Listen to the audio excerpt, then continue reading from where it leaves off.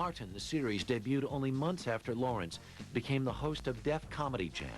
So in 1992, the 27-year-old Martin Lawrence was the star of 2 hit shows on television. Martin, the sitcom, however, introduced him to a far wider general audience. What's up? What's up? What up? Lawrence played DJ Martin Payne at radio station WZUP, and "What's Up" soon became a household word for teenagers across America. It was one of the first really hip-hop black shows, black comedies on television. I mean, in the sense that it was wild and edgy, just like he was. It helped launch Fox. The series pitted a young man's love and loyalty to his girlfriend against his need to appear as a macho dude to his male buddies. Whoa, whoa, whoa, baby. What are these vegetables doing here? Pretty. No, pretty, Gina. But we're having a fight party, okay? Not one of Pam's To play them all, he hired his friends. He called up one day and said, "Man, I got this great opportunity. Got this television fight. I want you to be a part of it. You handle the straight stuff. I'll handle the comedy stuff. Man, we'll have a ball." I ain't giving him nothing. Ma know me money. That was a personal loan, Tommy. And our relationship on camera was very similar to our off-camera relationships, where Tommy was the calm, collective guy, and Mark was the ball of energy. Lawrence cast Tisha Campbell, a co-star from the House Party films, as his girlfriend Gina. Her real-life roommate, Tashina Arnold, played her sassy gal pal who loved to rank on the Martin character. So a lot of times the writers would hear me and him go at it, cracking on each other. It's called cracking, you know, joking and joning on each other, and they would just put it right into the script. The cast melded perfectly, and the show was an instant success. We had the chemistry from day one, and there was no stopping us. The big attraction was the display of Lawrence's comic gifts in bringing to life an odd lot of outrageous characters, many of them drawn from people he had known growing up. One of the most popular was Shanae, the round-the-way girl who in one memorable episode wins a date with Kid. All right, we're going to put it into all that hate we gave. On his TV show, because he dressed and played female characters quite often, because he's very adept at that, it reminded me of Flip Wilson and the kind of characters that he did on his show. Okay, you don't put your hands on me. You don't touch me, okay? Because ain't nobody here to break us up, all right? Huh? Ring, come on with it. I told him, I was like, how do you know all these intricate details about women? I remember him telling me that he was always like the best friend of the girl the guy that the girl was dating. I mean, I like the body, it ain't like a body. Was privy to a lot of information that the guy who got the girl didn't get. As the series progressed, Lawrence kept adding more characters. In time, this would impose a burden on their creator. The Shanae's and the Jerome and the Otis and the Dragonfly Jones. Silence, And Mama and everything. All those characters came out of just trying to give you more, to let you know that we were a little different than everything else you were watching on TV. And it all fell on my shoulders. Oh, it's just you, Roscoe. Well, you are not exactly a day at Disney World yourself. I know that he hates being in costume. He hates, you know, putting on that prosthetics and all that stuff. He hates it. He can't stand it. But once he's in that costume, he's out of here. He's terrific as a physical comic. He's one of the best around. It's the array of facial expressions. It's the ability to mime and physically mimic the postures and the expressions that people on the street take on when they're involved in hip-hop that make him distinct. The show's broad humor made it especially popular with children and teenagers. Martin sometimes ranked in the top 20. But its street-smart hip-hop air drew criticism from some, most notably comedian Bill Cosby, who lambasted it as a bad role model for young blacks. You can look at us and go, wow, they're not the Huxtables. But we're not trying to be the Huxtables, and we shouldn't try to be the Huxtables. You know, they can do that, we can do this. The cast felt vindicated when the NAACP gave the show its Image Award for the Best New Comedy Series in 1993. And Lawrence the prize for Best Comedy Actor. And to win the NAACP award, I was honored. You know, I truly was. And it was moments and time for me that I would always treasure, you know, because I was more than I thought I could be. Be yourself, you know what I'm saying? Because you ain't got the answer to no man. You know what I'm saying? You got the answer to God. I love y'all. God bless. His success also allowed him to do more for his family, and he remembered people who had helped him along the way. In 1992, Lawrence agreed to host a talent show for free at his old high school, and Froggy Henderson was waiting backstage to welcome him. Son, I hear this voice from, I was backstage from behind me going, Froggy, I promised you a car and I'm going to come through. And I turned around and was like, Martin, because I hadn't seen him since '87.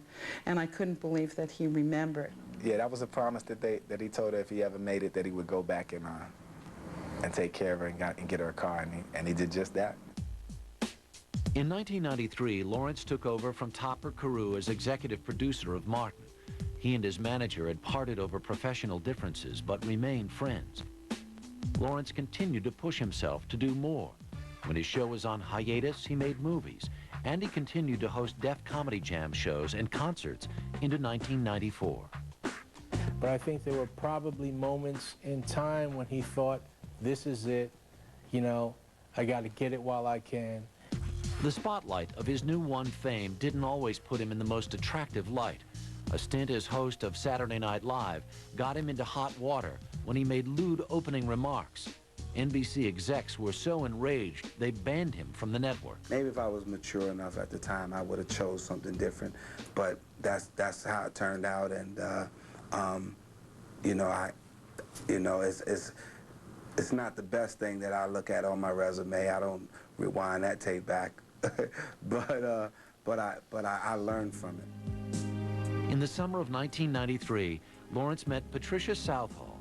The former Miss Virginia captured the 28-year-old Lawrence's heart. In 1995, they were married in a lavish ceremony before 600 guests.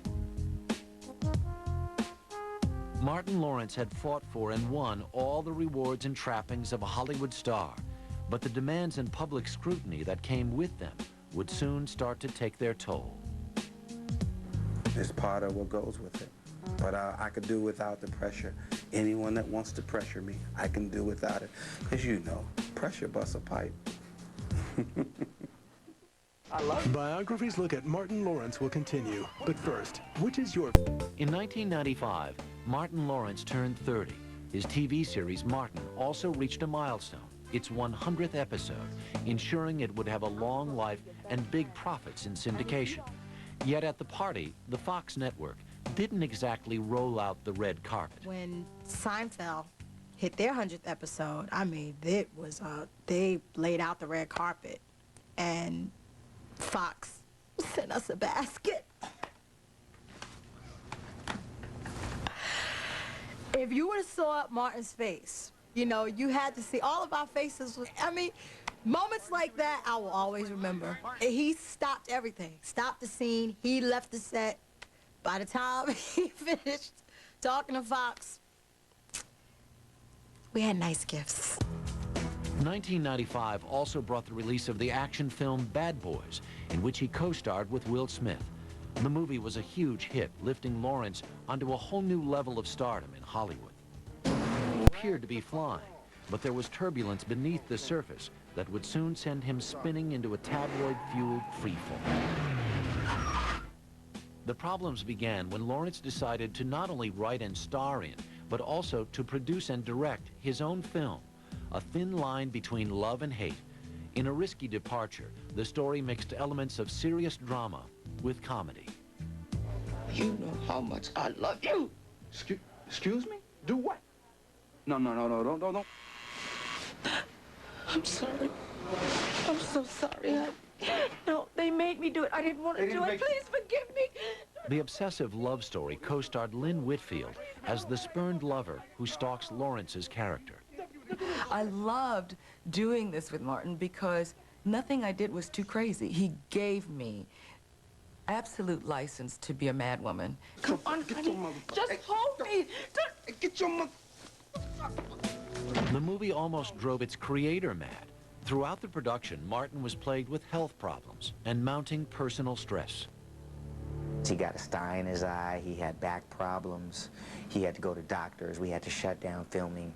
There was all of this going on. It was the hardest thing I ever did in this business. It like to kill me. I thank God that I'm sitting here now, but I was almost out. The film wasn't his only responsibility. As executive producer of Martin, he was still both running the show and playing the host of recurring characters people tuned in to see. I didn't realize I was backing myself into this like corner to where, okay, you done started all these characters, now you have to do them every week. He had a lot of anxiety and a lot of tension, and it was like he was carrying the weight of the world on his back. To ease the strain, Lawrence turned to drugs. I was blazing herb, and I'm in lunch, and I'm in there smoking a joint. Hell, I didn't come back out as the director. I came back out, I don't know if I was the star, the producer, or the director. A very young man who has been that successful, you, at some point, start wondering about it. Why? And you start thinking about whether it's going to last, and if you can sustain it, and how you're sustaining it. In March of 1996, Martin Lawrence's daughter, Jasmine, was born. However, his marriage was increasingly rocky. He became depressed. His family was worried. We did a lot of crying and praying. Crying and praying. We were very scared for him. So not even a lot of pain, you know, you're just going, you don't know how to help it ain't him. going to always be like that, you know. Yeah. That's the hardest thing. I think when somebody you love and you have to see them that way. Success had made him fearful for his own safety, and he started carrying a weapon for protection. In May, he was picked up by police after he was seen standing in the middle of traffic, screaming at motorists. They found a gun in his pocket. I was high that day, and I don't know how I got in the street, but running across the street and herb don't mix, because you don't know if the cars are going slow or fast. So they had the right to come get me. But I think at the time when, you know, with the smoking and all that, I think that was a buildup of pressures, you know, because he was a person that would never do that before then. More incidents followed. Lawrence was arrested in July for attempting to board a plane with a loaded handgun in his bag. Then, when he got into a fight with a man in a nightclub, Lawrence was put on probation. I'm glad to say I don't smoke herb no more, but I had my time, you know, that I did do it. And it seemed like when I did it, I always got into something, you know, from charges, gun charges, possession. I just didn't make smart choices or the right choices, you know, when I was blazing. By October, his painful life experiences had become a steady stream of negative items in the papers. His marriage had come apart, and the couple divorced. If you look past the smoke, you got to know that there were deeper hurts inside. In January of 1997, his co-star on Martin, Tisha Campbell, sued, charging Lawrence with sexual harassment. His side claimed she just wanted out of her contract. For the once merry band of friends and actors, Martin had gone from heaven to hell. There was a restraining order, and she only agreed to come back to do the last 2 episodes of the show if they were not together in the same scenes. I had to play the position of watching it. Almost, you know, really tried to destroy 2 people that I love, and it's just, it wasn't cool. It was a horrible situation. Horrible. The lawsuit was settled out of court. The judge clamped a gag order on both parties. The show was finished. Martin ended in 1997 after its 5th season. Lawrence buried his personal disappointments in work. He continued to pitch straight from one project into another. Because we'll is to finish first, you know, and so he's going to fight for that every time. His friend Eddie Murphy called him and asked him to co-star in the movie Life, which was released in 1999. It wasn't a big box office hit, but it did get critical kudos. Lawrence followed Life with another of the buddy caper comedies he was becoming known for. Blue Streak co-starred Luke Wilson. Martin was very generous and kind of helpful to me. He kind of gave me a break on Blue Streak, hiring me. I've never had more fun on a movie. I went into the movie as a fan, and I left feeling like he was a friend. 2 weeks before the movie opened, Lawrence, trying to lose weight for an upcoming film, went jogging. He was wearing heavy clothes and a wool cap on one of the hottest days of the summer. He collapsed and was taken unconscious to the hospital. And I think God tells us, hey, my friend, I'm going to make you lie down because you don't have sense enough to lie down for yourself. Lawrence had reached a body temperature of 107 degrees, almost always fatal. He was in a coma the doctors did not expect him to awaken from. His family, though, wouldn't give up hope. I said, Martin, these doctors are trying to tell me that you cannot hear, that you're not going to make it, that, you know, you're not responding. I need you to show them that you hear me and you know that I'm here. On the third day, he opened his eyes. Martin Lawrence had miraculously come back to life. His life would be different from that day on. You are watching Martin Lawrence on Biography.